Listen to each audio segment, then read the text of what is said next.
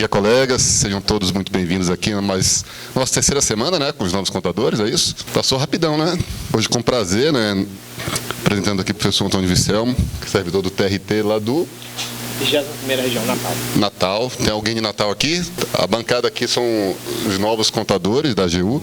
A bancada nordestina aqui é forte, mas de Natal não tinha ninguém. Tem da Paraíba, do Ceará, da Bahia, de Pernambuco, do Piauí, tem um monte também. Eu sou cearense, né? Mas eu trabalho lá em Natal. Esse curso era muito esperado, que a partir de 1º de janeiro nós vamos ter a obrigatoriedade do PJ-ECALC para para a execução dos cálculos trabalhistas. Então, o professor Antônio Vicelmo vai ser de suma importância para o Brasil todo, por isso que a aula está sendo transmitida para os outros colegas de todas as outras unidades da AGU, então sejam muito bem-vindos aos colegas que estão assistindo. Quando eu morava em Portugal, me contaram que o assunto mais importante do Brasil é futebol, né? Então vamos abrir desejando uma semana proveitosa aos torcedores do Boca Juniors, que estão muito felizes hoje. Eu me recuso a dar parabéns aos torcedores de umas cores vermelho e pretas, mas ficam os parabéns outorgados a vocês todos. Espero que tenham tido um fim de semana com ressaca, com dor de cabeça hoje, para ter um curso com bastante concentração, viu? Professor Antônio Vicelmo, a turma é sua. Você pode combinar com eles o horário de entrada e de saída, ou intervalo de aula, para você ver como é mais fácil. São 3 dias o curso. Então, organize, fica a seu critério de dizer, ó, vamos fazer 1 hora de intervalo, 2 horas de intervalo, vamos terminar às 5. O sistema está instalado aqui nos computadores. A gente tinha pedido para fazer uma aula no começo conceitual, não é isso? Para poder explicar algumas coisas para os novos colegas. Então vai ser um pouco revisional, porque estão recém-aprovados com o curso, sabem tudo, né? Alguns colegas que estão transmitindo, às vezes esqueceram algum tópico, ou não trabalham com cálculo trabalhista ainda. Mas fica a seu critério, estamos à disposição e agradeço pela presença, viu? Eu que agradeço. Obrigado, bom dia a todos. Um prazer muito grande estar aqui. É uma das coisas que eu mais gosto de fazer, é ministrar curso, especialmente curso de cálculo trabalhista. Eu sou cearense, né, mas trabalho lá no TRT da 21ª Região desde 2004. Atualmente eu sou diretor de secretaria lá na 13ª Vara do Trabalho. Então, assim, eu lido com cálculo trabalhista já há bastante tempo. Como instrutor do sistema PJ-ECALC, também já tenho uma certa experiência, já ministrei vários cursos lá na escola do TRT da 21ª Região, já ministrei cursos também no TRT da 19ª Região. Eu tenho um canal no YouTube também, que pode ser também um suporte para vocês.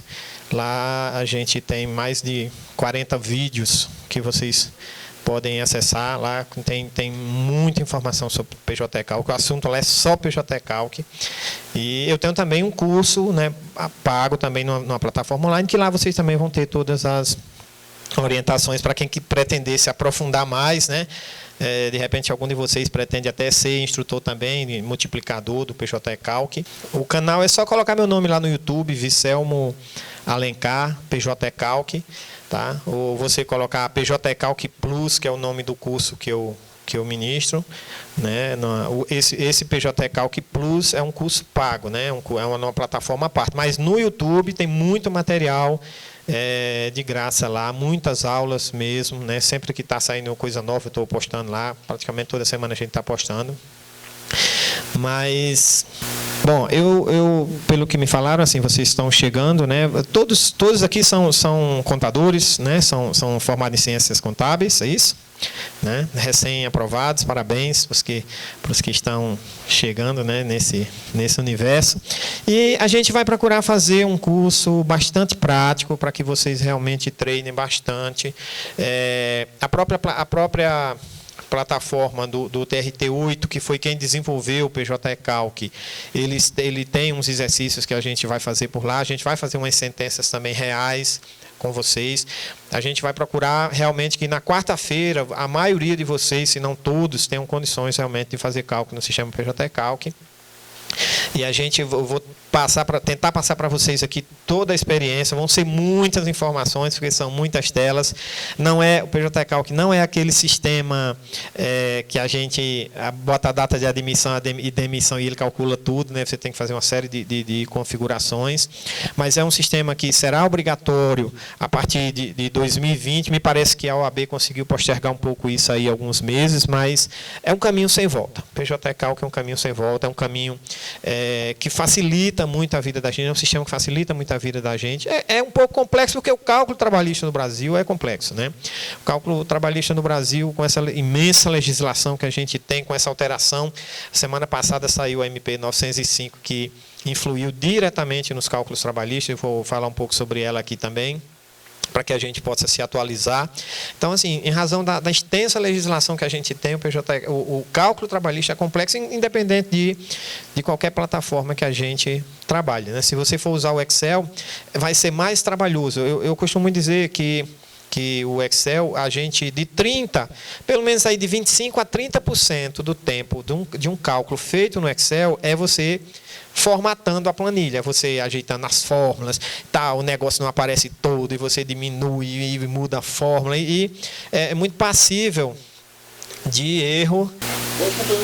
Quero agradecer também, acabei não fazendo, agradecer o convite para estar aqui, é um prazer realmente muito grande, espero realmente colaborar com vocês, a gente vai procurar fazer isso da maneira mais tranquila. O tempo eu acho que é suficiente, né? Normalmente nos cursos a gente sempre sai com aquela sensação, o tempo foi curto para aprender, mas eu acho que o tempo é suficiente, dá para a gente treinar bem.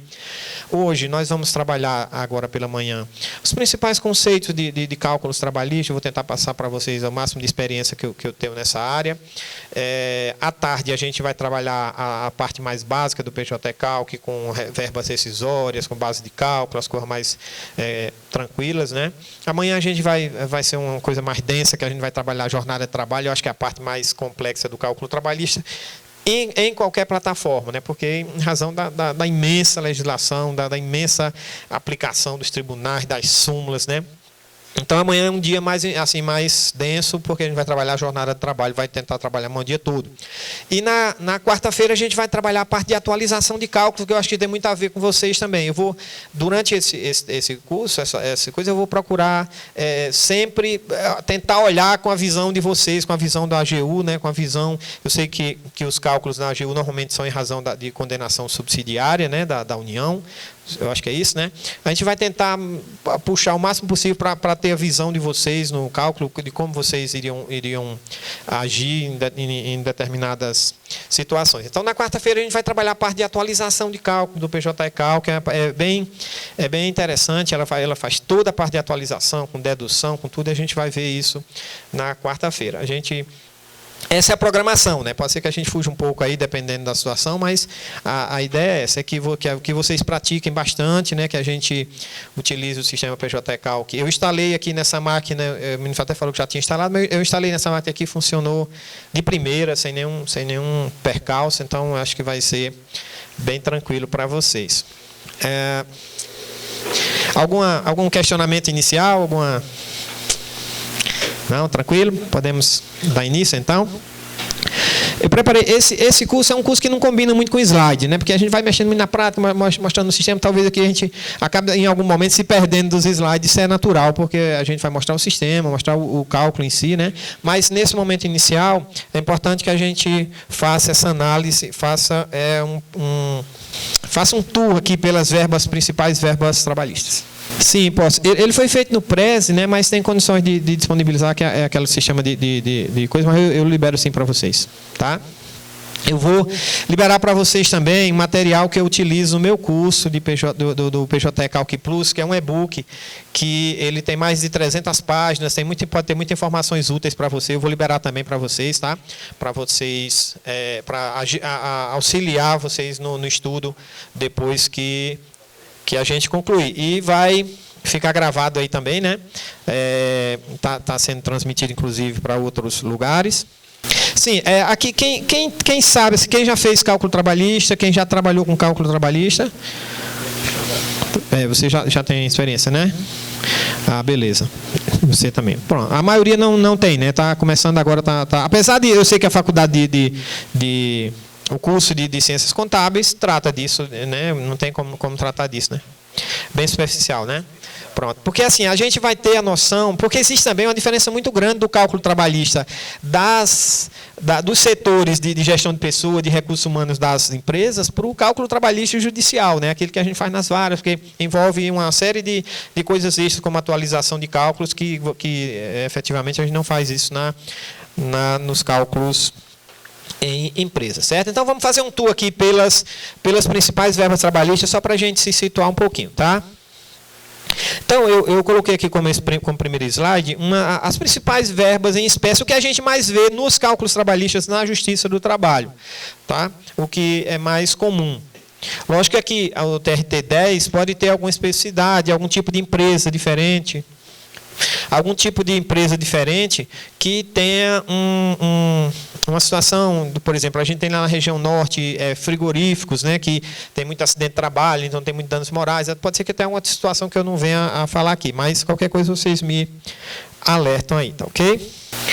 Bom, primeiramente, né, 13º salário, as verbas rescisórias, de uma forma geral, né?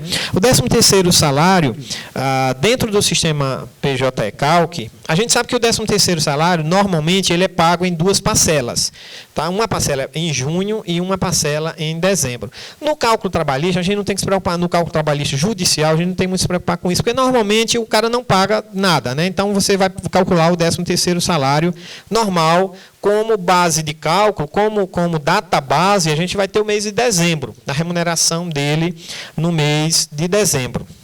E no sistema PJ-ECALC, a gente tem um sistema que eu vou mostrar para vocês, a situação que é o histórico salarial. O que é um histórico salarial? Eu não vou mostrar o sistema ainda agora, para que a gente não se perca, mas o histórico salarial é uma base de cálculo. Um histórico salarial, dentro do PJ-ECALC, é mais ou menos uma tabela mensal, tá? Em que todos os meses você vai lançar um valor, né? Então, tem aqui janeiro, até dezembro. Então, dentro do sistema PJ-ECALC, a gente tem a possibilidade, né? Aqui seria o valor perdão pela letra, o valor da remuneração de dezembro, e o PJ-ECALC tem essa possibilidade da gente puxar a base de cálculo desse histórico salarial. Eu vou mostrar para vocês depois como é que funciona, mas aqui, nessa parte, a gente vai falar exclusivamente das verbas. A contagem de duodécimos no 13º salário, isso é bem interessante, mas o sistema, a maioria das coisas que eu vou falar aqui, o PJ-ECALC faz automático, tá? Mas é importante. Por exemplo, o empregado, vamos dizer que ele tenha entrado, vamos dizer aqui, dia 1/5/2019 e tenha sido demitido no dia 16 de setembro de 2019, tá? Então, normalmente o juiz defere 13º salário proporcional.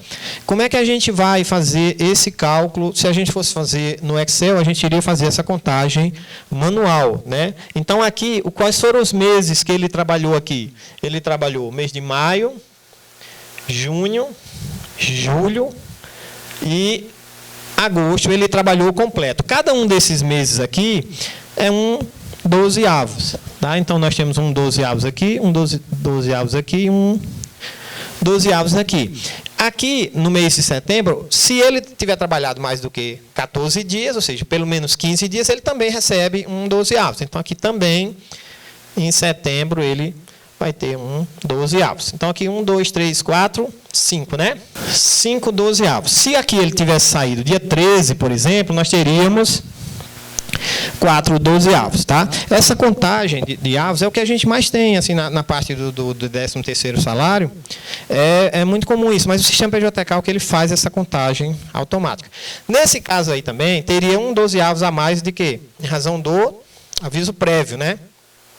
Como ele foi, se ele foi demitido aqui, nessa situação aqui, se ele foi demitido aqui em setembro, aqui vai ter mais 30 dias de aviso prévio. Então, essa demissão aqui, do dia 13 ou do dia 16 de setembro, iria para 13 ou 16 de outubro. E aí a gente teria mais um 12avos aqui.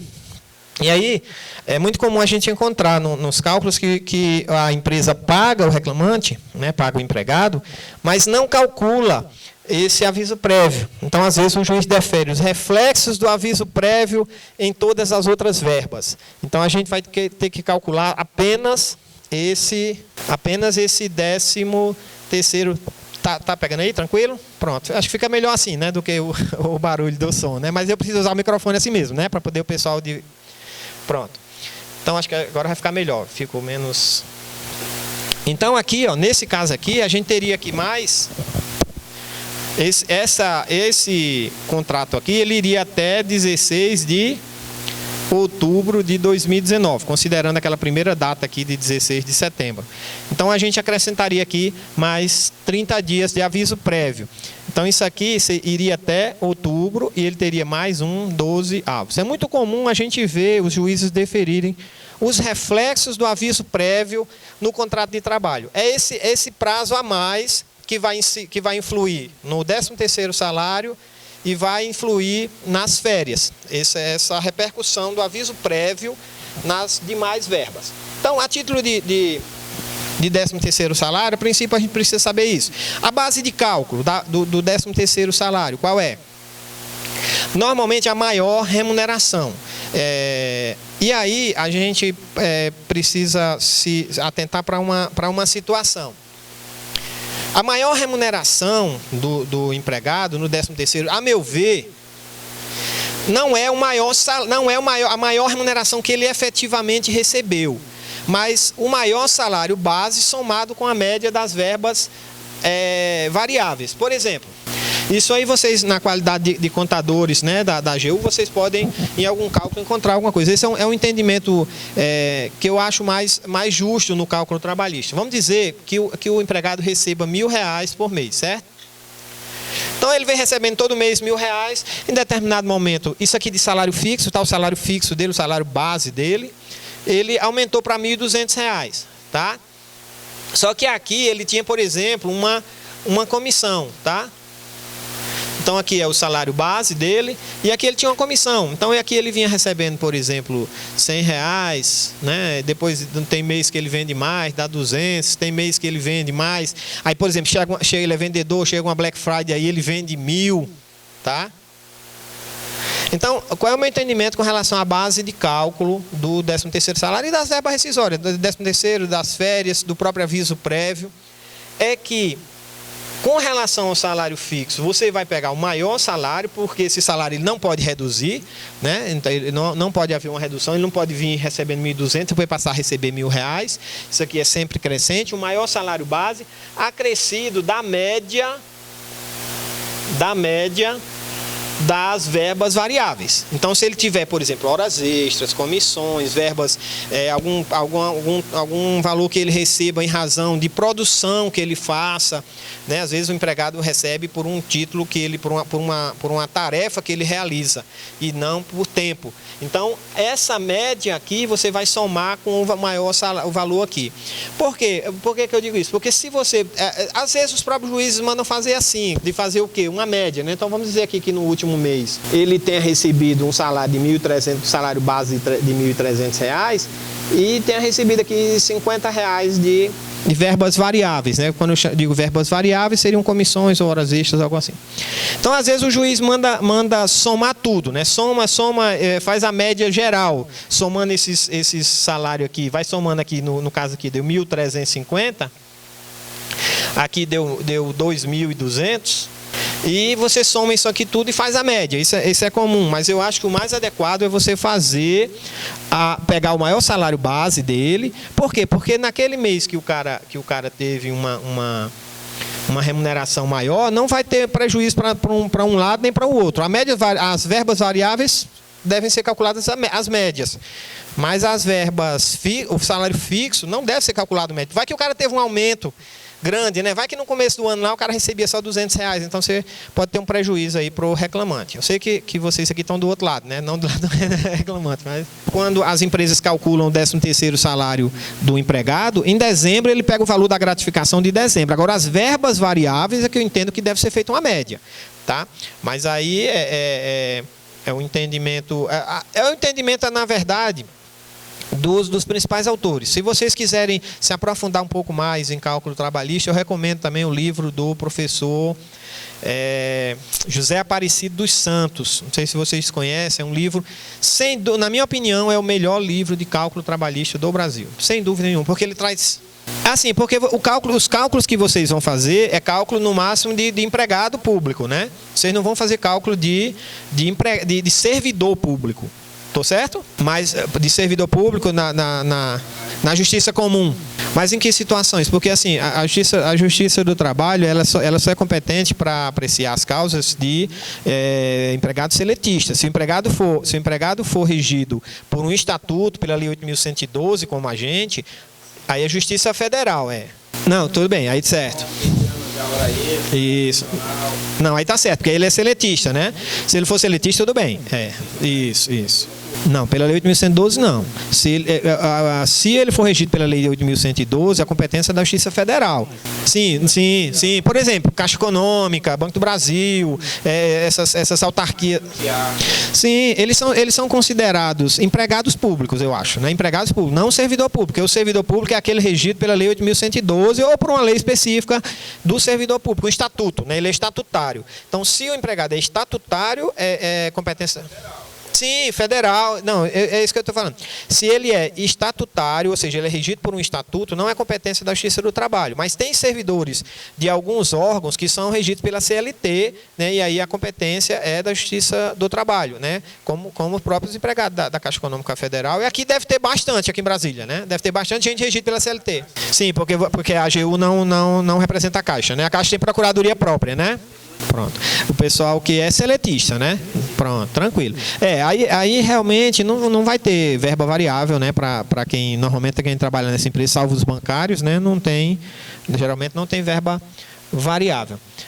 Tá? Então, assim, com relação ao 13º salário, José Aparecido dos Santos, Cálculo de Liquidação Trabalhista, algo assim, é um livro assim, mas é muito bom o livro dele porque ele tem toda a fundamentação jurídica, toda a fundamentação teórica, toda a fundamentação de cálculo. É um livro muito, é o melhor, eu considero o melhor. Ele é bem denso assim, mas ele trata de todas as matérias e para o advogado é bem interessante porque ele tem toda a fundamentação jurídica para as verbas e está bem atualizado, já foi atualizado depois do novo CPC, depois da reforma também. Então, é um livro que eu recomendo, que vale cada centavo que você investir nele, porque realmente é um livro muito bom. Porque a maioria dos livros que a gente tem no mercado são muito fracos. A verdade é essa. Se a gente for pegar um livro de cálculo trabalhista, 50% do livro é cheio de formulário, né? Ou seja, é um livro feito para o pessoal que trabalha com recursos humanos, pessoa que trabalha na empresa, que trabalha na parte de gestão de pessoas, né? Departamento pessoal, aí não sei nem se existe isso, né? Gestão de pessoas, né? E aí esses livros são mais feitos para esse tipo de público, né? E o José Aparecido dos Santos, que é um juiz substituto, um juiz aposentado do TRT 9, né, lá do Paraná, ele trata com muita propriedade do cálculo trabalhista e é meu livro de cabeceira e eu acredito que vocês vão gostar e vale a pena o investimento, com certeza. Isso, curso de cálculos de liquidação trabalhista. Aí. 225, mas vale a pena, viu? Vale a pena porque quando a gente vai comprar um livro meio no escuro, né? E a gente fica assim, rapaz, será que vale a pena investir o dinheiro nesse? Mas esse aí podem comprar sem medo, porque realmente é um livro muito bom. Apesar dele não falar em PJ Calc, porque ele já está aposentado e não era o objeto do livro, né? E um livro hoje, para falar, eu tenho pretensões de lançar não um livro, perto dele seria uma apostila, né?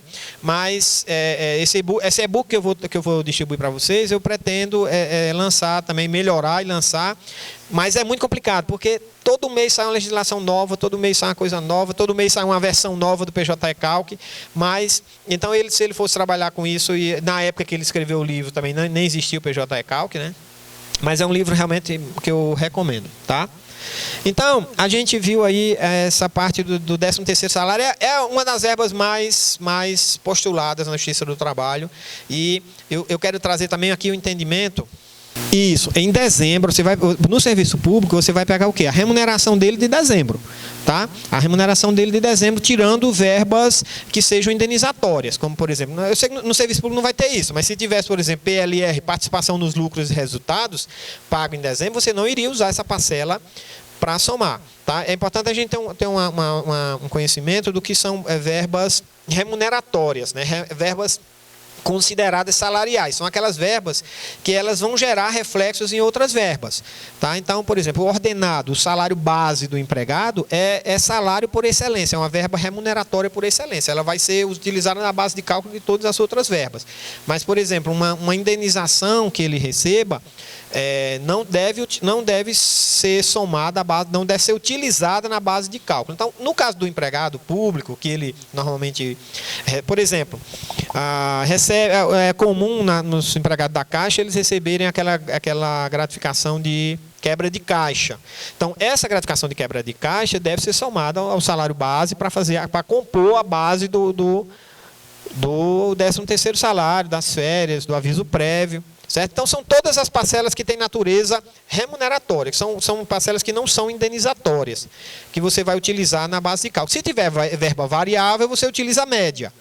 Tá? Se tiver verba variável, você utiliza a média. Se não tiver, você vai usar a verba mesmo normal, que é aquela verba que ele recebe, que somando com o salário dele, forma a remuneração. A gente sabe que remuneração tem um aspecto mais amplo do que salário, né? Salário é considerado apenas aquela parte que o empregador paga. O ordenado é aquela parte que o empregador paga ao empregado, mas de uma forma mais simples. Então, outras parcelas que são acrescentadas a esse ordenado é considerado, somando todas as parcelas, é considerado remuneração. Então, a remuneração é mais ampla do que o salário.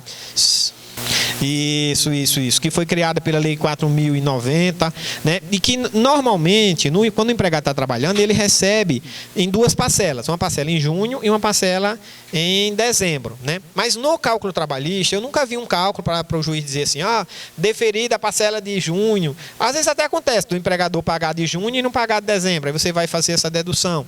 Mas normalmente o cara não paga nada, né? Chega no mês de dezembro, o cara trabalha 3, 4 anos e não recebe nada de 13º salário, ou não recebe o último 13º salário, que é exatamente o 13º salário proporcional, né? Então, o que é que a gente chama de 13º salário proporcional? É o último ano trabalhado que o cara não recebeu. Então, ele recebeu, por exemplo, trabalhou de 2014 até 2018.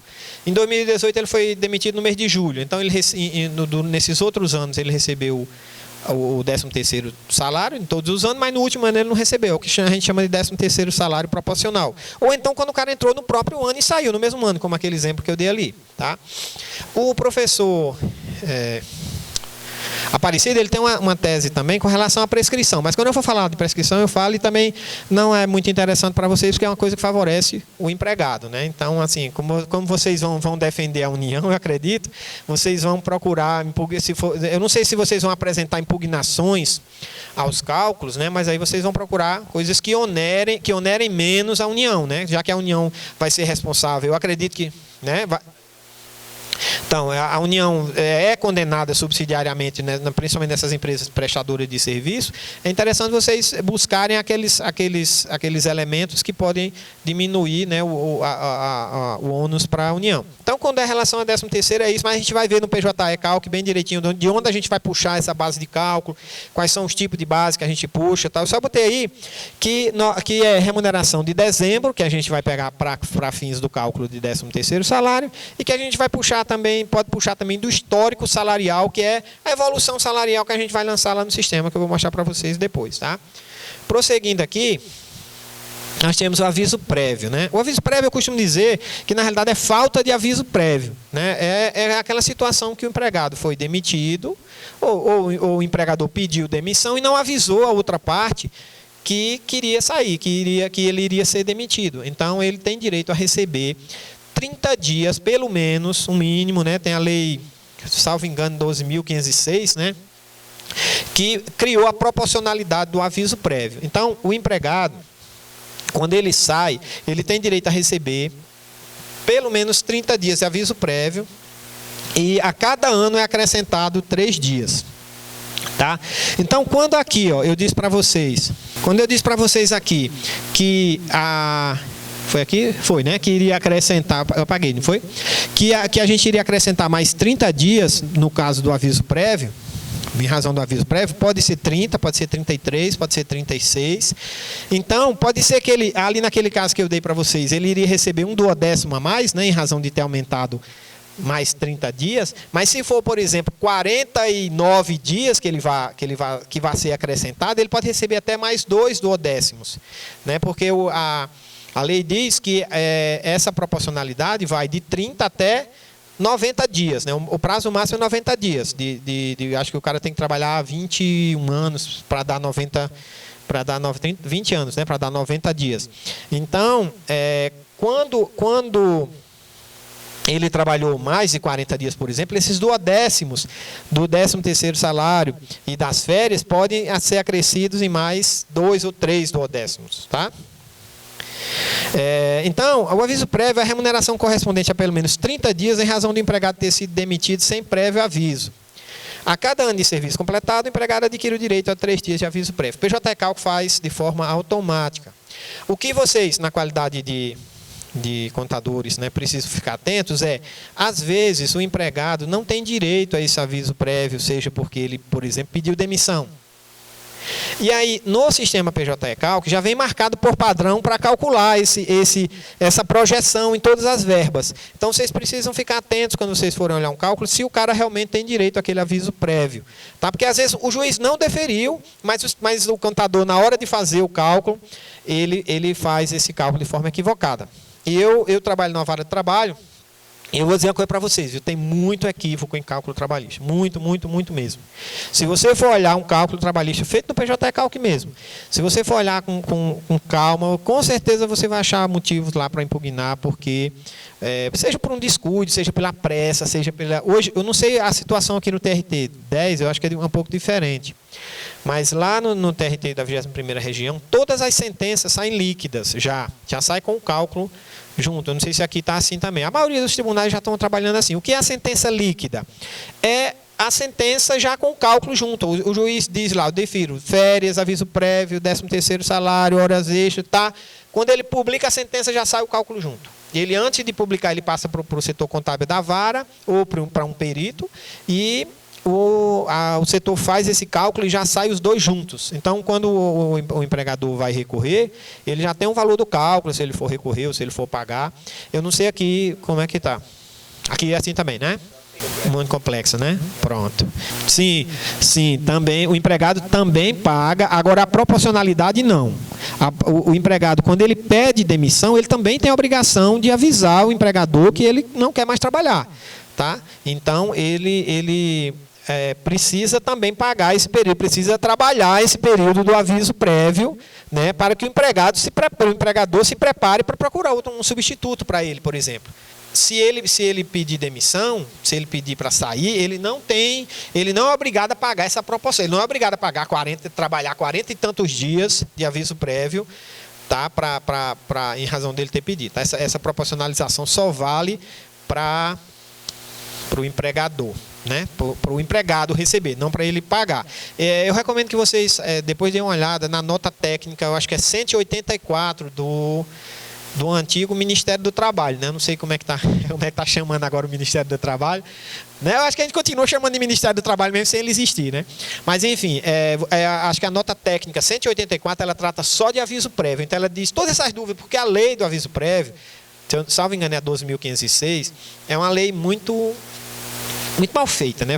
Assim, se você for analisar o pé da letra mesmo, a gente não chega a essa conclusão de que o empregado a cada ano tem 3 dias de aviso prévio. A gente chega à conclusão de que só a partir do 2º ano ele teria direito, se você lê a letra ao pé da letra. Mas a interpretação é que nesse sentido, de 3 dias para cada ano. Tá? Então, a nota técnica 184, ela traz essas informações. Com relação ao aviso prévio, sempre que o juiz disser que reflexos do aviso prévio nas demais verbas, é esse prazo, né, que deve ser acrescentado ao 13º salário e às férias. A base de cálculo é a mesma do 13º salário, né, a maior remuneração do empregado, né, aquela remuneração que ele estava recebendo quando ele saiu, considerando essa questão das verbas rescisórias.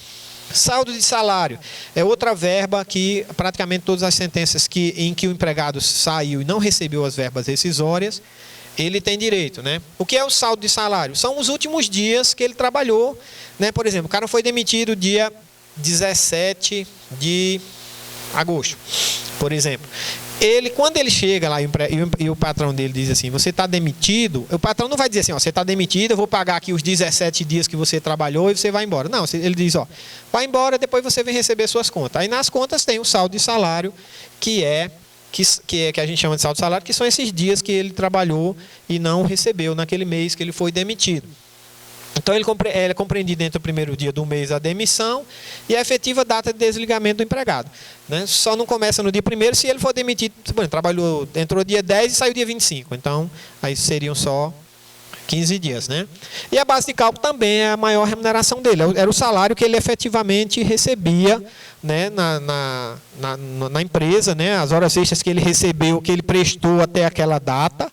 Né? Aí, no caso do saldo de salário, você não iria utilizar média, né? Você poderia utilizar o salário mesmo, as horas extras que ele efetivamente prestou naquele mês. Porque é o salário do mês que ele está recebendo, né? A remuneração do mês que ele está recebendo. Com relação às férias, tem essa questão da contagem do duodécimo nas férias também, só que é um pouquinho diferente. Nas férias, eu repito para vocês, eu estou falando isso para vocês, para que vocês tenham assim, uma noção, mas isso o PJ Cálculo faz automático, tá? Nas férias, a contagem do duodécimo é um pouquinho diferente, porque ela conta de dia a dia. Tá? Então, por exemplo, se o empregado entrou dia 15 do 6 de 2014, tá? E ele foi demitido dia 20 do 9 de 2017, por exemplo, os períodos de férias que ele vai receber, digamos que ele não tenha recebido nada de período de férias, ele vai receber um período que vai de junho, né, de 2014 até junho de 2015, né? Ele vai receber um segundo período que ele trabalhou de junho de 2015 a junho de 2016, não é isso? E ele vai receber um terceiro período de junho de 2016 a junho de 2017, correto? E ele vai receber um período de junho de 2017 a setembro de 2017. Então aqui nós temos 3 períodos de férias que o empregado não recebeu, tá? E aqui nós temos as férias que a gente chama de férias proporcionais, que é aquele período que não completou o ano, né? Porque cada ano que ele completa, ele usufrui, né? Aqui nós temos o período aquisitivo, que é o período que ele trabalha, é o período aquisitivo, e o empregador tem um ano depois para dar aquelas férias relativas àquele período que ele trabalhou. Tá? Depois que a gente vai falar, quando a gente for mexer no PJK, falar um pouco de prescrição de férias, a gente vai trabalhar mais sobre isso. Mas aqui nós temos esses 4 períodos. Tá? Nós temos 3 períodos aqui de férias, que pode ser em dobro ou pode ser simples. Tá? Esse período aqui, por exemplo, se passou o período concessivo e não foi deferido, essas férias aqui vão ser em dobro, essas férias aqui seriam em dobro, essas férias aqui seriam simples e essas férias aqui seriam proporcionais. Tá? Então, por que essas férias aqui são simples e não em dobro? Porque não houve tempo de o empregador conceder essas férias para ele. Em tese, né? O empregador teria até quando para conceder as férias desse período aqui? Até junho de 2018, né? Isso, até junho de 2018. Como ele foi demitido em setembro de 2017, então o empregador disse, eu ia dar em outubro, eu tive que demiti-lo em setembro, então por isso que essas férias aqui são simples, não são em dobro. Mas nesses 2 períodos, que já passou o ano do período concessivo das férias, né? Então, as férias nós temos o período aquisitivo, que é o período que o empregado trabalha. E o ano seguinte é o período concessivo, né? O período que o empregador tem que conceder aquelas férias. E aí, se ele não conceder naquele período, as férias são calculadas em dobro. Mas o que eu quero mostrar para vocês aqui é a questão dos duodécimos. Nesse período aqui, de 6 de junho de 2017 a setembro de 2017, nós vamos contar mês a mês, tá? Então, é do dia 15 de junho, tá? 15 de junho até 15 de julho. Então, nós temos aqui o quê? Um duodécimo.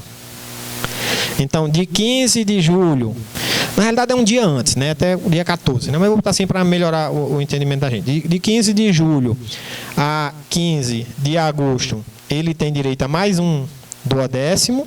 E do dia 15 de agosto até o dia 15 de setembro, ele tem mais um 12º, e do dia 15 de setembro até o dia 20 de setembro, ele não tem nada porque ele só trabalhou aqui 6 dias, certo? Quando ele trabalha menos de 14 dias, ele não tem direito a receber esse 12º. O período concessivo é 1 ano. O período aquisitivo é 1 ano de férias, para adquirir as férias, em que o empregador adquire o direito a tirar férias. E o período concessivo é o ano seguinte.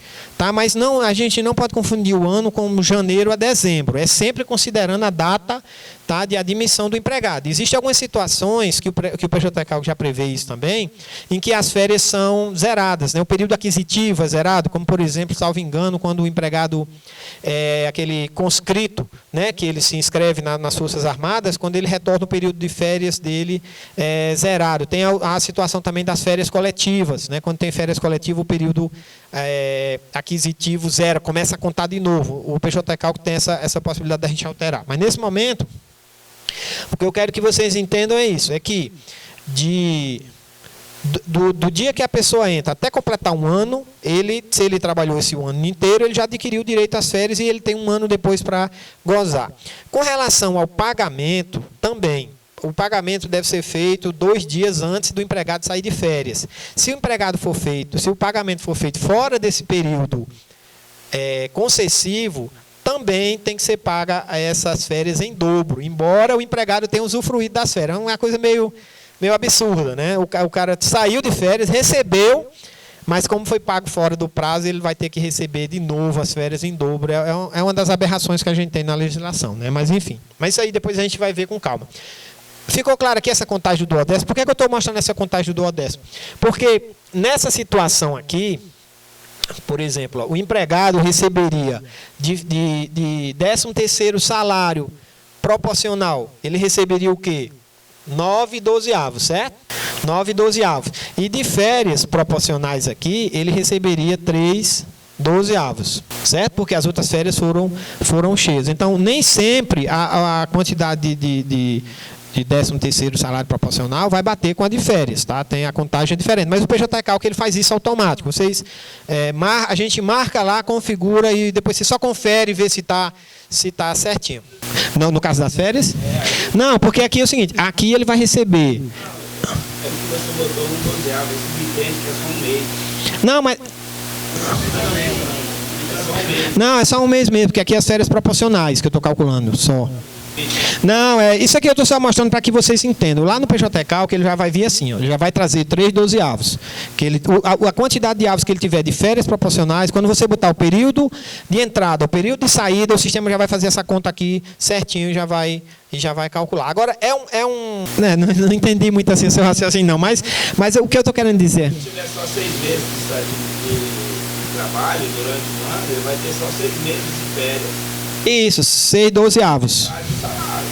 Isso. Aí seria um caso.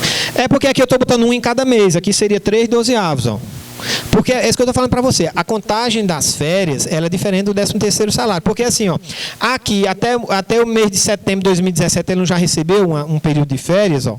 Desculpa, aqui, ó, nesse caso aqui, ó, ele não já recebeu aqui, ó, o período de férias completo dele. Então, o que é que falta ele receber? Digamos que ele tenha recebido esses períodos de férias aqui, foram só as proporcionais. Ele só vai receber de junho a setembro. Por isso que só deu 3/12, tá? Porque ele já recebeu o ano em cheio relativo. É isso que eu quero falar para vocês. A contagem das férias ela é de mês a mês. A do 10º é dentro do ano civil. De janeiro a dezembro, sempre. Né? Então, se o cara entrou em outubro, ele vai receber outubro, novembro e dezembro, de 13º salário. Se ele entrou em janeiro e saiu em março, ele vai receber janeiro, fevereiro e março de 13º proporcional. Isso. Pelo menos 15 dias, acima de 14, né? Pelo menos 15 dias dá 1/12 de férias ou de 13º salário. Para férias, para fim de férias... Isso, conta a partir do dia 15. Do dia 15 ao dia 15. Dia 15, sempre o aniversário é dia 15. O aniversário aqui, ó, é 15 de junho até, por exemplo, se você quiser contar, o período aquisitivo dele é o quê? Até 14 de junho de 2015. Esse aqui é o período aquisitivo, o período que ele trabalhou e que ele tem direito a gozar 30 dias de férias. Tá? Aqui é o período aquisitivo dele. Tá? O período concessivo desse mesmo período é do dia 15 de junho de 2015 até o dia 14 de junho de 2016. Entendeu? Então, isso, uma confusão que às vezes a gente encontra nas férias é com relação à prescrição. Mas quando a gente chegar lá, a gente vai falar mais sobre isso, quando chegar mais na frente, para a gente não se demorar. Dê uma clareada aí nessa parte de férias, está tranquilo? Eu repito para vocês, eu estou mostrando a teoria para vocês, mas o sistema vai fazer isso, essa contagem automática para vocês. Mas é importante que vocês conheçam. Porque, por exemplo, vai que o cara altera lá o negócio, né? Porque no PJTK você tem essa possibilidade de alterar. De dizer, não, eu acho que aqui entendo que aqui cabe mais um 12avo e botar lá no sistema. É importante que o calculista tenha esse conhecimento. É como eu digo, o PJTK que não dispensa a presença, a inteligência do calculista, né, do contador, para fazer essas configurações. 3 12avos, um terço. Isso. Aí eu estou fazendo só a contagem, né, mas quando você vai para o valor, esses valores vão ser acrescidos de um terço, né, em razão do terço constitucional de férias. Férias usufruídas, né? O diferencial entre férias, o que são férias usufruídas e férias gozadas, né? Desculpe, férias indenizadas. Usufruída e gozada é a mesma coisa. São aquelas férias que o cara usufruiu, né? No período adequado. Acontece às vezes por exemplo, o cara pagou as férias, mas pagou no valor inferior.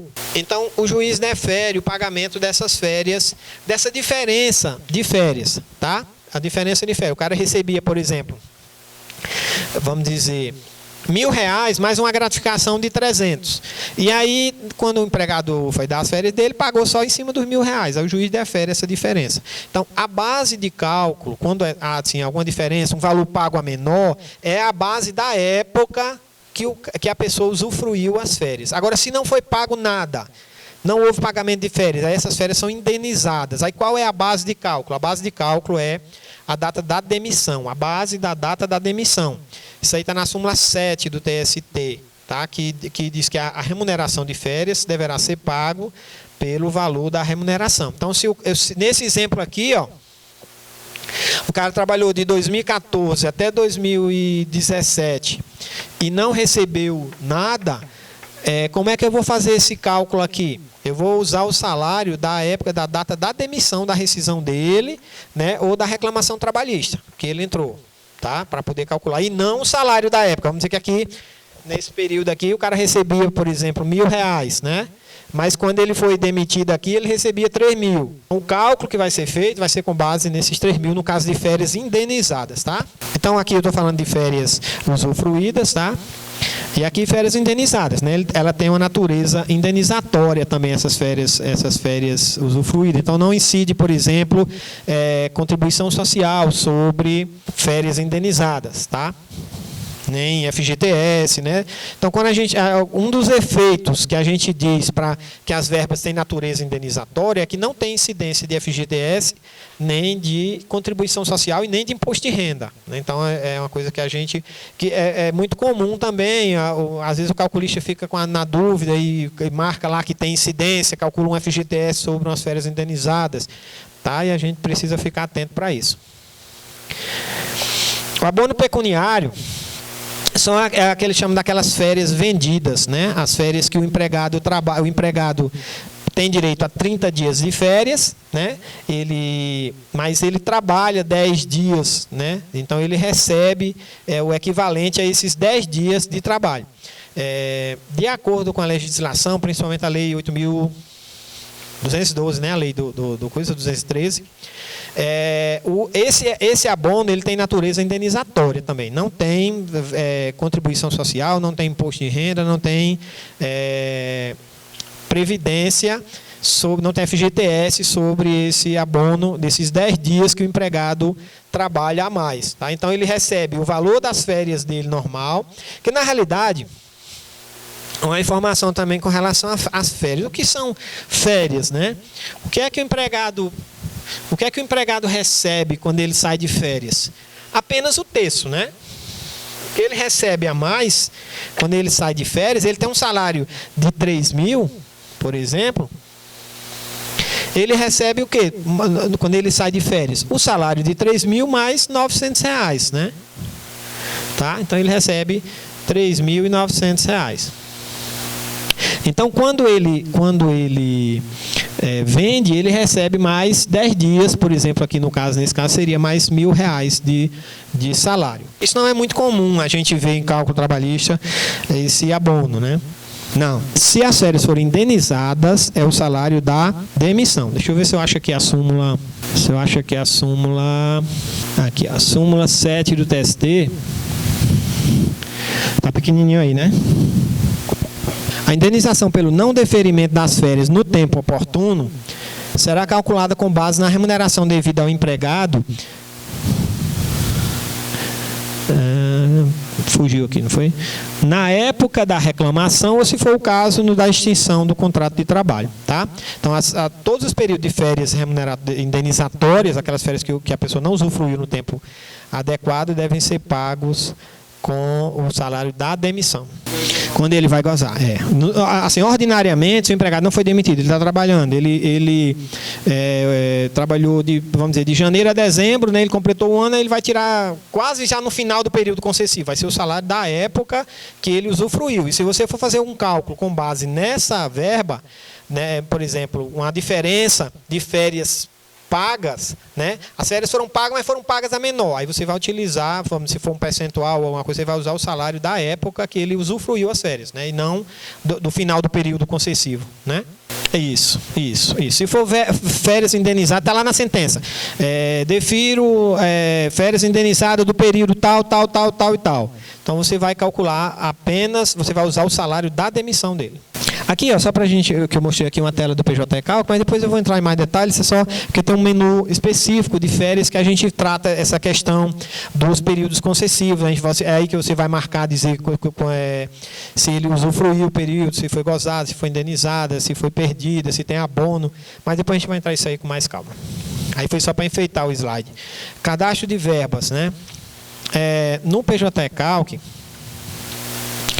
a gente tem a possibilidade de cadastrar verbas principais e verbas reflexas, tá? Isso, a gente, quando for falar mais de verba rescisória, eu vou falar para vocês mais sobre isso. O que é uma verba principal e o que é uma verba reflexa. A gente escuta muito, né, falar em cálculo trabalhista, são deferidas horas extras e reflexos. A maneira que eu acho assim mais fácil de entendimento do que é uma verba reflexa, né, do que são verbas reflexas, por exemplo, um caso de horas extras. Se o empregado ele fez, vamos dizer, num determinado mês, 50 horas extras, se ele tivesse recebido essas horas extras no período adequado, no período que ele trabalhou, ele teria recebido, e vamos dizer que ele tivesse sido demitido no final, em dezembro, em razão dessa demissão, ele teria recebido um aviso prévio maior, em razão dessas horas extras que ele prestou, ele teria um valor maior no fundo de garantia dele, no FGTS dele, em razão dessas horas extras que ele prestou, porque as horas extras têm incidência no FGTS, ele teria recebido um valor de férias maior, ele teria recebido um 13º maior, todas as verbas dele teriam sido majoradas. Então, o reflexo, na maioria das vezes, é isso, esse valor que não foi pago na época oportuna, e o juiz diz, não foi pago essas horas extras, mas são devidos também os reflexos, ou seja, essas outras verbas que seriam majoradas ordinariamente por essa hora extra que ele prestou e não foram. Então, em linhas gerais, é isso, né? O que são reflexos. Mas a gente vai ver isso com mais calma. Mas no sistema PJ Cálculo, a gente tem condições de cadastrar verba principal e verba reflexa. FGTS.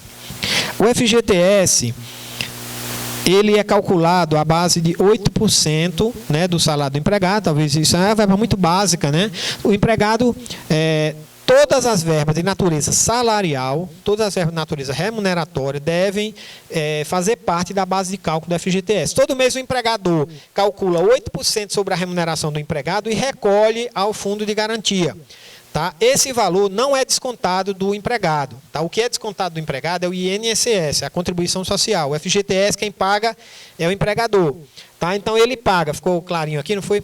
Ele paga 8% ou 2% no caso, por exemplo, do contrato verde e amarelo, né, que foi implementado agora pela medida provisória 905. sobre o valor da remuneração do empregado. Então, quando a gente diz assim, a verba tal tem indenização, é indenizatória, as férias são indenizadas. Então, não cabe FGTS sobre férias indenizadas. Tá? PLR, participação nos lucros e resultados, não cabe FGTS sobre... Então, quando você vai somar as verbas lá para calcular o FGTS, se tiver uma parcela lá, indenização de vale transporte, essa parcela aí não deve ser somada para calcular esses 8%. Tá? Isso é um erro também que pode ocorrer. O calculista lá não tem essa consciência, não sabe o que é verba indenizatória, vai lá, pega o contra-cheque do cara todinho, joga 8% em cima e calcula. Entendeu? Então, vocês na qualidade de advogados da União, né, de trabalharem para a advocacia da União, vocês podem atentar para isso, para a base de cálculo do FGTS. E a multa pode ser 40% ou 20%. 40% sobre o saldo do FGTS. Tá? Então, vamos dizer que o cara trabalhou 10 anos, todo mês foi depositado 8% na conta vinculada dele, e chegou num determinado momento que ele resolveu comprar uma casa própria. Aí ele foi lá, sacou o dinheiro todinho e comprou a casa própria dele. Quando ele foi demitido, só tinha uma merrequinha lá no saldo dele. O cálculo da multa é sobre o valor dos depósitos e não sobre o saldo atual. Então, não é sobre aquele valor pequeno que tem lá, é sobre o valor de todos os depósitos. Tá? O sistema PJ Cálculo também faz essa conta. A gente só precisa dizer, por exemplo, você está calculando horas extras. Então, você diz, eu quero que sobre essas horas extras seja calculado o FGTS. Você marca lá e o sistema vai calcular. Em todas as verbas que tiver aquela marcação, ele vai calcular e jogar numa tabela só a parte do FGTS. A parte da FGTS mais complexa é a questão quando tem dedução, mas a gente vai mostrar para vocês. Nós temos aqui também, deixa eu tirar aqui, deixar isso aqui, né? Acho que não tem, fecha não. Nós temos aqui também as multas, né? As principais multas que são aplicadas nos cálculos trabalhistas que a gente mais vê, tá? Que são, nós temos, eu dividi aqui em quatro tipos, né? Mas acredito que tem até mais, né? As principais são a multa do artigo 467 e o artigo 477, mas nós temos também a multa, as chamadas multas processuais e as multas convencionais. Vamos falar rapidamente aqui sobre uma delas, só para a gente esclarecer melhor. A multa do artigo 477 da CLT é o seguinte, o empregador, quando o empregado é demitido, ele tem 10 dias para fazer o pagamento das verbas rescisórias, para pagar o aviso prévio, 13º, férias, depositar a multa do FGTS. Tem esse prazo que está no parágrafo 6º do artigo 477. E aí, se ele não fizer esse pagamento nesse tempo, a aplicação dessa multa do artigo 477. Aí a gente teve uma alteração agora em razão dessa MP 905. Aqui o parágrafo 8º da CLT, deixa eu só mostrar aqui esse outro slide, aqui melhor. Esse parágrafo 8º, sem prejuízo da aplicação da multa prevista no inciso 2 do caput do artigo 634-A, essas multas aqui do artigo 634-A, que está nessa MP 905, são as multas aplicadas pela fiscalização do pessoal, os auditores fiscais, não são multas da Justiça do Trabalho. Tá? A inobservância no disposto no parágrafo 6º, que é o parágrafo 6º, que o empregador tem, salvo engano, 10 dias para fazer o pagamento das verbas rescisórias. O sujeito sujeitará o infrator ao pagamento da multa em favor do empregado em valor equivalente ao seu salário. Aqui que teve alteração legislativa, que é importante para a gente que trabalha com cálculo e para vocês também, porque antigamente, antes dessa medida provisória, eu entendia que a base de cálculo dessa multa, porque assim, ele não pagou as verbas rescisórias no tempo. Quanto é essa multa que ele vai pagar? O valor, no meu entendimento, era o valor de uma remuneração. Eu não lembro qual era o termo que tinha antes aqui, mas eu acho que era o maior salário do empregado que tinha aqui nesse dispositivo. Então, assim, eu entendia, inclusive, que horas extras a média das horas extras deviam entrar na base de cálculo dessa multa. Tá? Mas agora está tranquilo. Hoje é o quê? O salário base. Se o cara tiver, por exemplo, o cara tem um salário de 5.000, mas o salário base dele só é 1.000, a multa só será 1.000. Esse é o meu entendimento. Eu conversei com o juiz lá que trabalha comigo, ele também tem esse mesmo entendimento, que essa parcela aqui, a multa será equivalente ao salário do empregado. O que é o salário? É o salário base, o salário piso salarial dele. Pois é, mas assim, eu entendia que não. Eu entendia que antes dessa alteração aí, eram todas as parcelas de natureza salarial. Mas tinha juiz que entendia assim também antes. Aqui é tranquilo, né?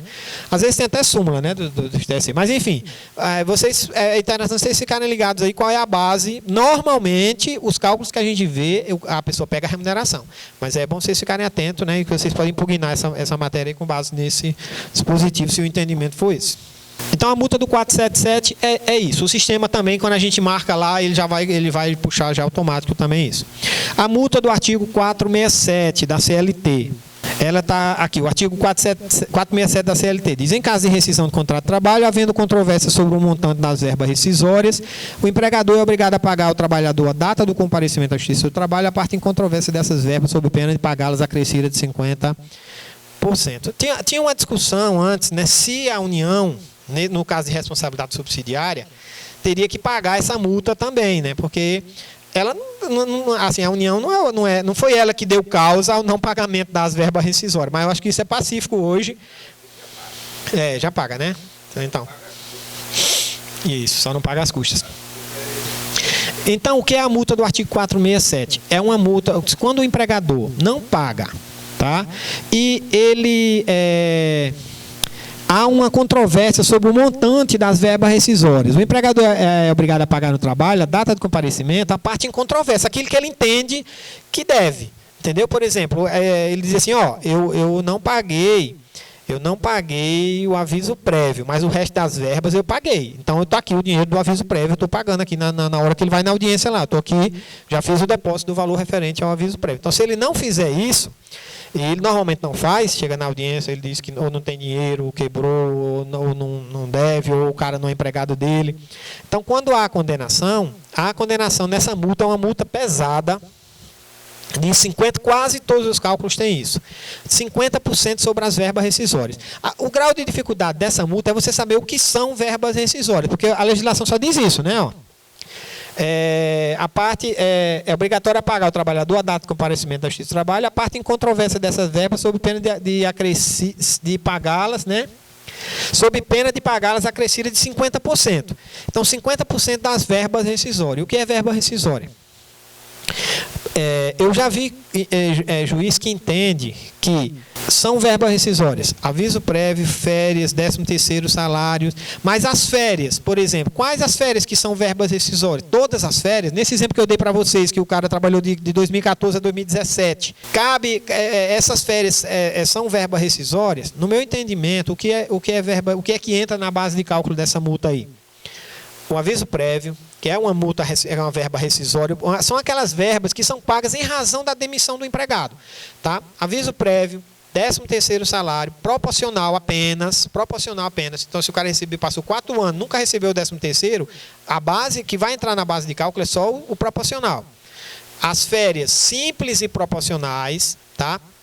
Então, nesse exemplo que eu dei para vocês, o cara não recebeu as férias de 2014, então essas férias são em dobro. A de 2015 são em dobro.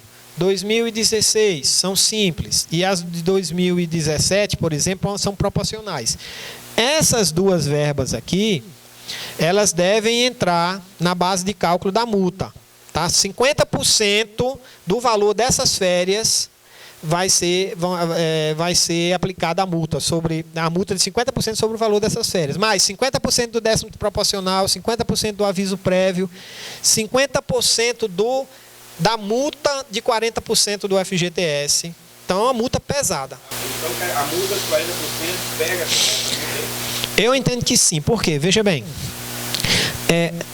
O que são verbas rescisórias? São aquelas verbas que são pagas em razão... Tem gente que defende que a multa não entra porque ela não é paga diretamente ao empregado.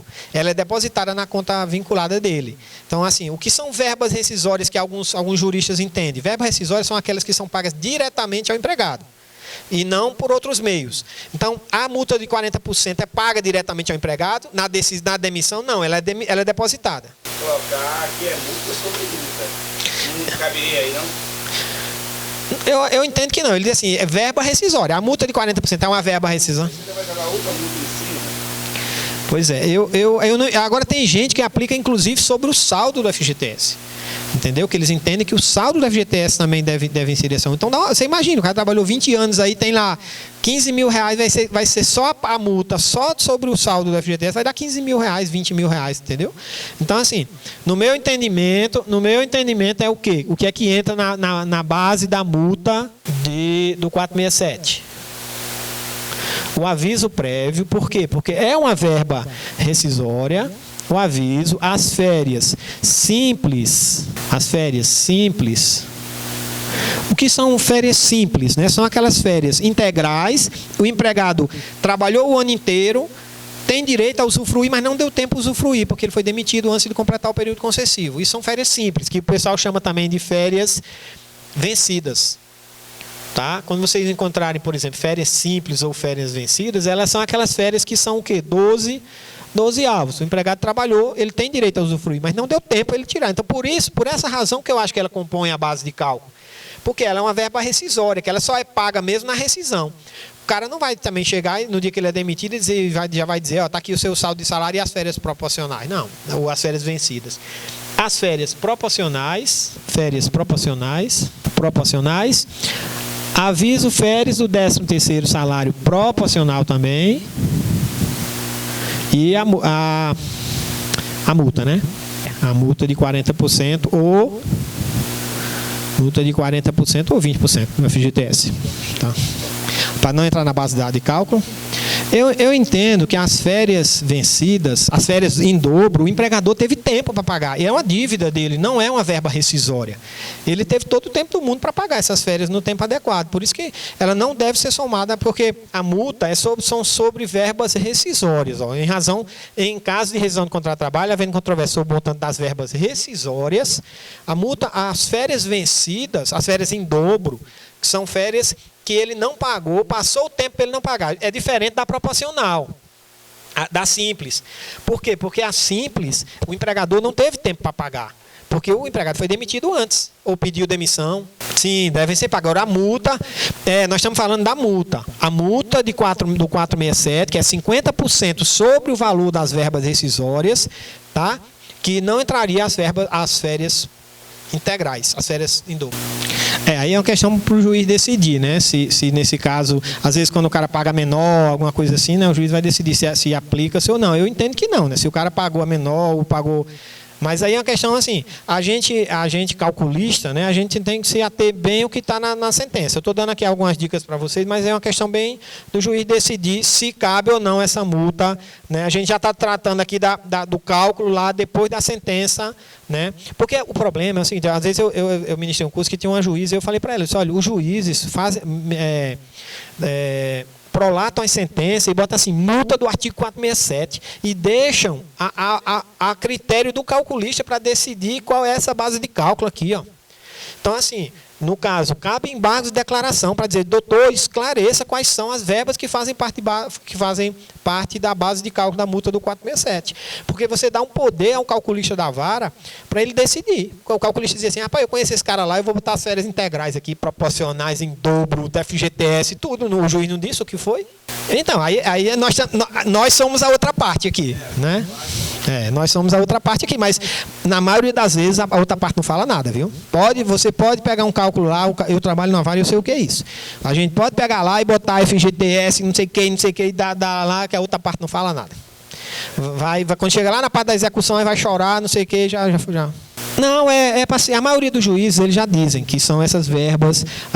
Depois eu tenho uma sentença aqui, eu vou mostrar para a gente ver como foi que o juiz falou. Mas, normalmente, eles já dizem. Há um ou outro juiz que não diz, que diz assim, é multa do artigo 467. Né? Aí o calculista vai lá, às vezes, no gabinete e pergunta, doutor, quais são as verbas? Ele disse, fica uma coisa meio informal, né? Mas na sentença, às vezes, não tem. Mas só para vocês ficarem atentos, já que é uma multa pesada, né? E eu já vi muitos cálculos, tem juiz que entende e diz com todas as letras que as férias em dobro devem entrar na base de cálculo. Mas eu nunca vi um caso do cara chegar na audiência e pagar. Nunca vi. Ele chegar na sala de audiência lá e dizer assim, eu quero pagar as verbas. Eu acho até que se as empresas fossem mais atentas a isso, poderiam pagar, chegar na sala de audiência. Não sei se seria o caso da União, porque a União vai esperar a responsabilidade subsidiária. Vai que ela nem é responsável, né? Vai pagar o negócio, chegar lá no... Né? Mas a empresa, se elas fossem mais atentas para isso, compensava pagar para se livrar dessa multa aí, né? Que é uma multa pesada, que pode chegar aí a 20%, 30% do valor do cálculo, né? Mas é uma coisa que passa meio despercebida. Eu acredito que nessa onda aí de alteração de CLT, essa multa logo vai desaparecer, né? Questão de meses aí para ela desaparecer. Tá aqui, eu coloquei exatamente a base de cálculo dessa multa, né? Aviso prévio, férias simples, férias proporcionais, 13º salário. Aqui eu esqueci de botar, né? O 13º proporcional e o saldo de salário e a multa do FGTS. O saldo de salário também, que eu não botei ali naquela relação que eu fiz lá, ó, o saldo de salário também entra porque é uma verba rescisória. Mas eu vou deixar um slide para vocês, tá? Na realidade, esse slide, eu acho que ele nem salva, é compartilhado, né? Ele não, salvo engano, ele não salva. Se for o valor da multa, você vai calcular 50% em cima. O PJE que tem uma opção lá que você marca para calcular, tá? Posso passar? Aqui é só uma tela do PJE, depois a gente vai ver. Porque no PJE Calc, essa multa do 467, ela é entendida como um reflexo. Então a gente vai dizer assim, verba tal, aí você diz se incide ou não a multa sobre ela. Mas depois a gente vai ver isso com calma. Bom, as multas, outra categoria são as multas convencionais, né, que são as multas estipuladas em instrumento coletivo em razão de descumprimento de avanças dentro do contrato de trabalho. No PJE Calc são cadastradas como verbas normais. Então você vai calcular, por exemplo, 10º, férias. Aí tem lá, uma das opções que tem lá, multa convencional. Uma multa, por exemplo, é muito comum nas convenções coletivas de trabalho, uma multa, por exemplo, se o empregador não pagar a cesta básica todo ano, não entregar a cesta básica, tem uma multa de R$50. Aí o juiz às vezes defere e a gente calcula. Isso é muito tranquilo. É uma verba normal, como outra qualquer, uma verba indenizatória, e a gente vai mostrar. Eu botei aí porque no PJE Calc ele faz uma diferenciação entre multas que são calculadas como uma verba normal e uma multa processual, por exemplo, que vai ser calculada com base no valor da causa ou com base no valor da condenação. Mas a gente vai ver com calma. Só para vocês saberem que existe esse tipo de multa que não é raro de ter nas verbas trabalhistas. Multa em razão de descumprimento de convenção coletiva. Multas processuais. Aí sim, o exemplo clássico das multas processuais são as multas por litigância de má-fé. Tá? É muito comum a gente ver também multa nos embargos de declaração, né? Embargo de declaração protelatórios. Né? Sai a sentença... Aí, com o cálculo aí o advogado da reclamada entra com um embargo de declaração protelatório, só para ganhar tempo, né? Aí tem a multa por litigância de má-fé e a gente calcula. No PJE Calc, ele tem um menu próprio, está bem clarinho aqui, mas a gente vai ver isso com calma depois, para multas e indenizações. Depois a gente vai ver isso com toda calma e vocês vão treinar. Bom, outro tipo de verbas, né, nós falamos sobre as verbas rescisórias ali e as principais multas, né? Ali são as principais, quase todo o cálculo trabalhista tem aquilo, né? Principalmente de casos de terceirizadas, que é o que acho que vocês pegam com maior frequência. A gente tem os adicionais legais. Adicional de insalubridade, periculosidade, os dois mais comuns, né? Sobreaviso, tempo de serviço, gratificações e adicional de transferência. Vamos passar aqui por cada um deles, só para que vocês compreendam. Adicional por tempo de serviço é muito comum são aqueles casos em que o empregado a cada ano ele recebe um adicional a mais, né? Por exemplo, 1% a cada ano de trabalho ou 1% a cada 5 anos de trabalho. Então, qual a base de cálculo desse adicional por tempo de serviço? Normalmente é o salário base do empregado, ordenado. A cada 5 anos de trabalho, ele tem direito a receber 1% de aumento sobre o salário base. A segunda opção é um valor fixo, né? Às vezes na convenção coletiva já diz, a cada ano completado o empregado tem direito a R$300 de adicional. Aí quando sai uma nova convenção coletiva, eles reajustam aquele valor para 400, para 500, dependendo da categoria. Tá? Mas é muito tranquilo o cálculo disso aí, um adicional por tempo de serviço que tem natureza salarial. Tá? Então, sobre essa verba aqui, se for deferido em sentença, é para ter o cálculo do FGTS sobre essa verba, o cálculo do INSS, cálculo do imposto de renda, tá? Só para constar aí. o adicional de sobreaviso. Os trabalhadores, em razão das peculiaridades das funções que exercem, permanecem em razoável estado de disponibilidade, mesmo fora do horário de trabalho, pois ficam em casa aguardando eventual chamado de trabalho. Isso aqui é muito comum nas redes ferroviárias, né? O pessoal que trabalha com trem e ele tem que dar manutenção, e eles ficam em casa e ficam recebendo, né? Mas aí o que é que eles recebem? Eles recebem 1/3 da hora normal, tá? O valor da hora normal dele, durante essas horas de sobreaviso, eles recebem 1/3 a mais, tá? Em cima do salário básico. A forma de cálculo é similar adotada para cálculo das horas extras. Primeiramente, apura-se o valor de 1 hora. Caso o empregado trabalhe 44 horas semanais, divide-se o salário por 220. Isso aí a gente vai ver amanhã na parte de hora extra, a gente vai ver com calma isso aí, tá? Em seguida, divide-se o resultado encontrado, o qual corresponde a 1 hora de trabalho por 3, né? E multiplica-se pelo total de horas trabalhadas em sobreaviso. Em suma, você vai pegar o valor de 1 hora, por exemplo, ele trabalhou, vamos dizer, 10 horas, trabalhou não, ele ficou em sobreaviso, né? Porque não é trabalho. Ele está em casa no ócio esperando ser chamado. Então ele teve 10 horas que ele ficou esperando. Ele não podia sair de casa porque ele tinha. Hoje isso é muito relativo, porque tem celular, tem tudo, mas enfim. Ele estava à disposição. Então, durante esse período, o juiz, digamos que diga assim, ele vai receber 10 adicionais de sobreaviso no mês. Tá? Então você vai calcular o valor de 1 hora e dividir por 3. É 1/3 de 1 hora normal de trabalho dele. Então, se o empregado trabalha 44 horas semanais, o divisor que a gente utiliza é 220. Então, se ele recebia, por exemplo, R$ 1.100 de salário, 1.100 dividido por 220 vai dar R$ 5,00, o valor de 1 hora. Quanto é o valor de cada adicional de sobreaviso?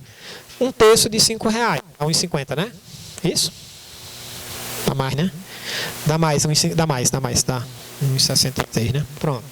Certo? Então, o adicional de sobreaviso é isso. Sobre o quê? Sobre o salário base dele também, né? E aí, essa questão de base de cálculo também é bom ficar sempre atento na sentença, né? Para ver o que foi que o juiz entendeu como a base de cálculo do sobreaviso.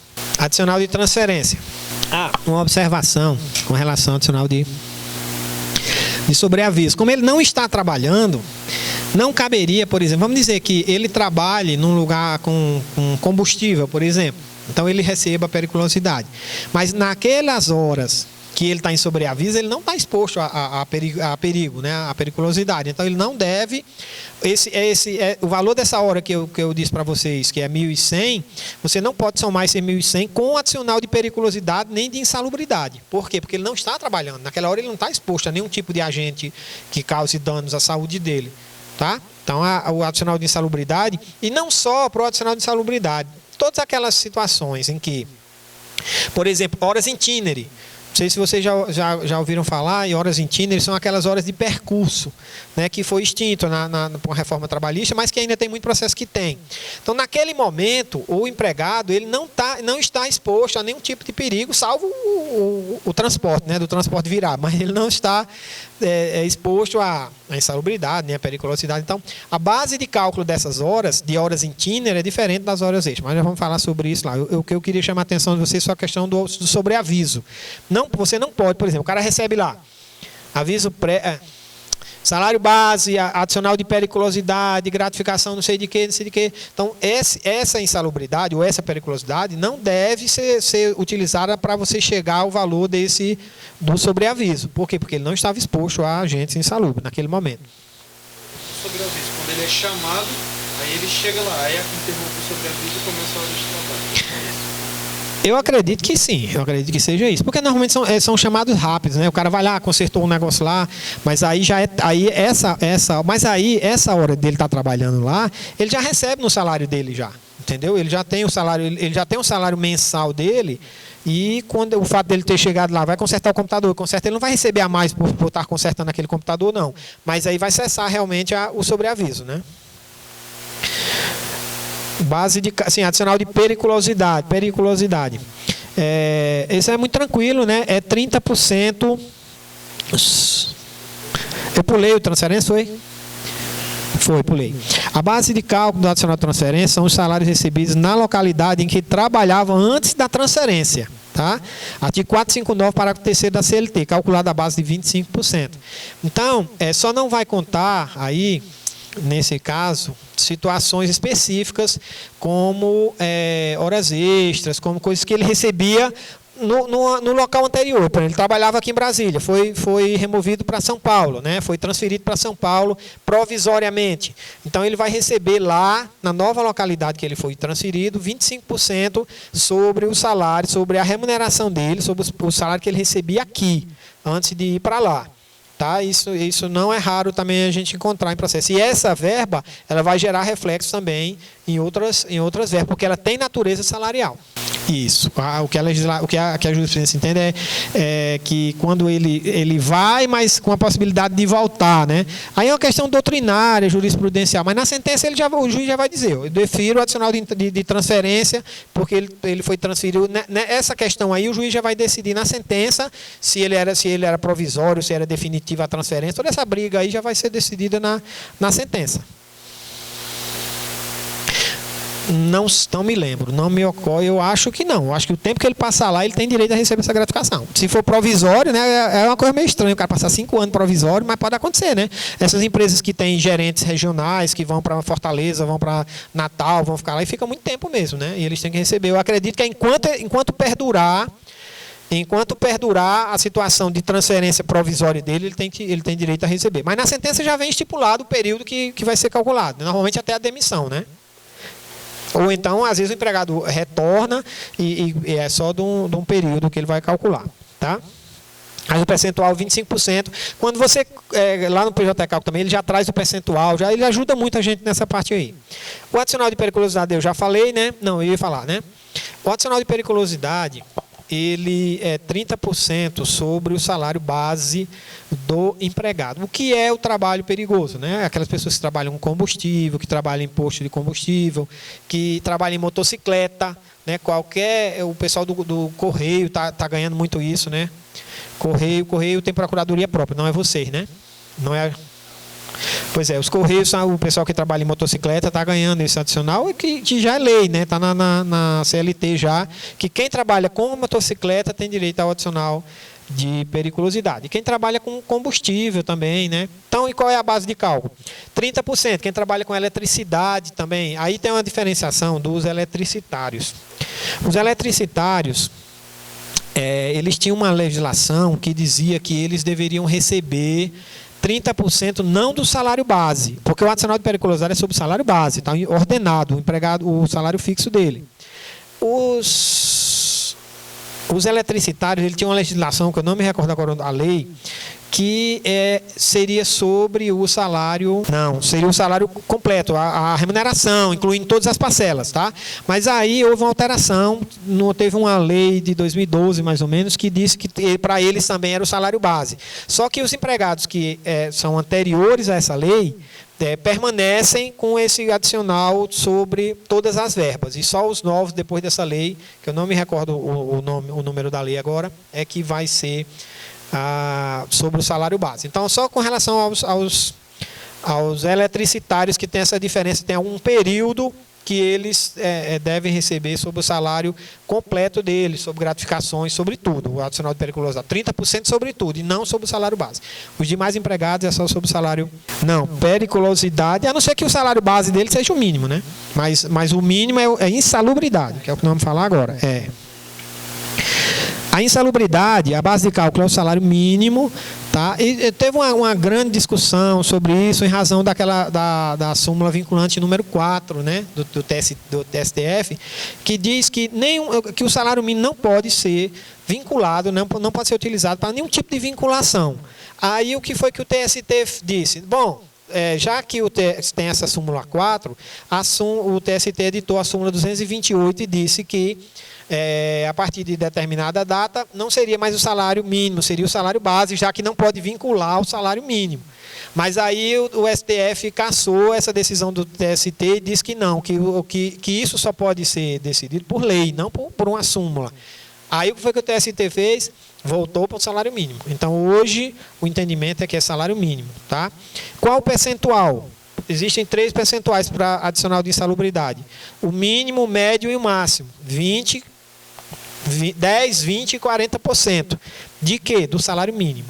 Então, o empregado que está exposto a adicional a uma insalubridade em grau mínimo recebe 10% do salário mínimo todo mês. E o que é insalubridade, né? São produtos químicos, né? Diferente da periculosidade, né? Normalmente são aqueles agentes que vão causando um desgaste à saúde, né? Contínuo, né? A periculosidade é aquela coisa instantânea, né? O cara pode estar lá na bomba, a bomba explodir, o cara morrer, né? É um perigo, assim como motocicleta. Já a insalubridade é aquele desgaste, né, barulho, né, a coisa que prejudica a visão. Aí tem toda aquela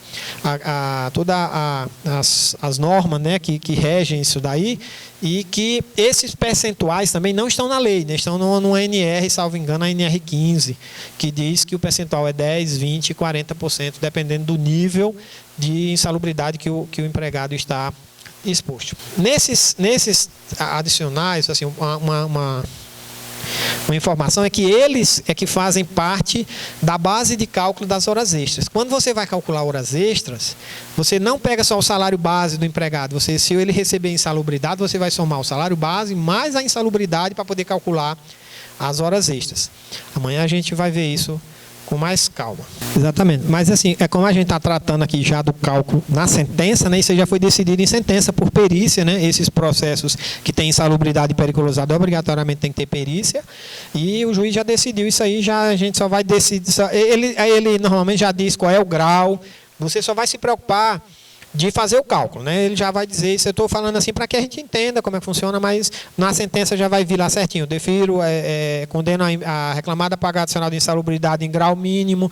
Ele não diz nem a base, porque a base a gente já sabe que é o salário mínimo. Salvo se tiver uma convenção coletiva, né? Pode ser que tenha uma convenção coletiva que diga que a base de cálculo é o salário base dele e não o adicional.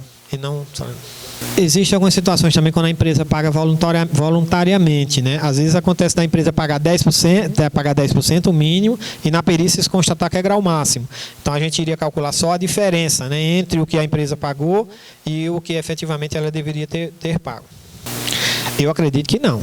Eu acredito porque a base de cálculo é o salário no local que antes dele ser transferido. Então a evolução que ele tenha lá não vai ser acompanhada por esse adicional, não. É um adicional fixo em cima do salário que ele recebia antes da transferência. O professor José Aparecido dos Santos, ele fala com muita propriedade todos esses adicionais, traz toda a legislação, traz jurisprudência, o livro dele é muito bom nessa área, ele dá assim um show mesmo.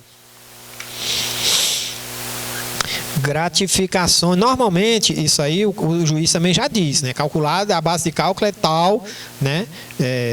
Para evitar esse tipo de coisa, mas é uma gratificação fixa sobre a última remuneração dele, né?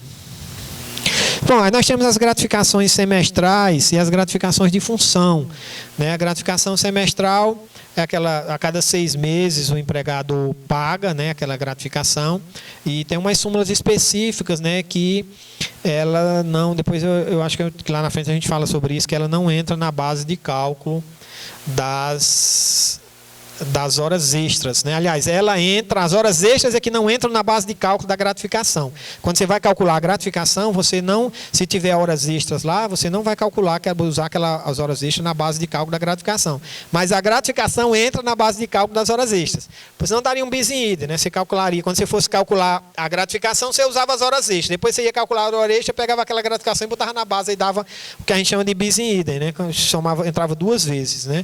Então, as gratificações semestrais que eu estou falando, que são pagas por mês. Quando o empregado é demitido antes, né, normalmente o juiz defere proporcional também. O cara ele teria direito a receber só quando completar 6 meses, mas ele foi demitido antes, o juiz dá aquela gratificação proporcional aos meses que ele trabalhou. Mas é muito tranquila essa gratificação, normalmente é um valor fixo ou percentual em cima do salário base dele, né? Não tem dificuldade para a gente em matéria de cálculo. E a gratificação de função, como nos bancários, por exemplo, que ele recebe 30% do salário base, né, para alguma gratificação de função. Normalmente são funções de caixa, funções de confiança, né, de gerente, chefe de setor. Também é muito tranquilo, é um percentual em cima do salário base. E essas gratificações servem de base de cálculo para as demais verbas.